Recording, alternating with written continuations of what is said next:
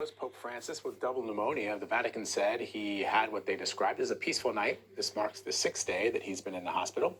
CBS News senior foreign correspondent.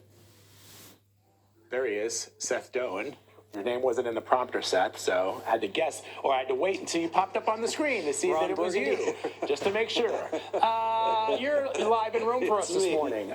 So I saw you reporting earlier on CBS Mornings. Update us on the Pope's condition. Well, we haven't heard much from the Vatican, Vlad. We know that he had a restful night, as you mentioned. He woke up, he had breakfast. We also understand from a Vatican source that he's not just in bed all of the time. He is able to get up and sit in an armchair. He is on the telephone. Strict doctor's orders to rest and to not get visitors. But there was one very noteworthy visitor this afternoon.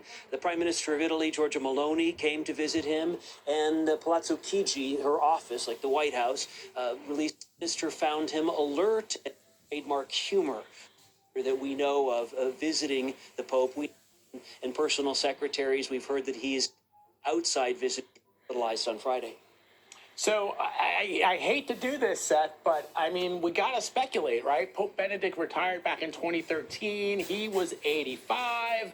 I recall, just like you do, I was reporting during conclave for this Pope. It was an exciting time. It always is when there's a new pontiff or when there's a conclave for a new pontiff. But is there any talk of Pope Francis stepping down?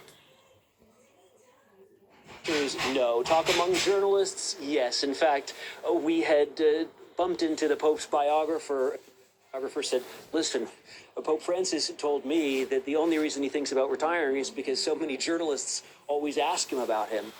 Donald back in the spring that he absolutely had no intention to retire.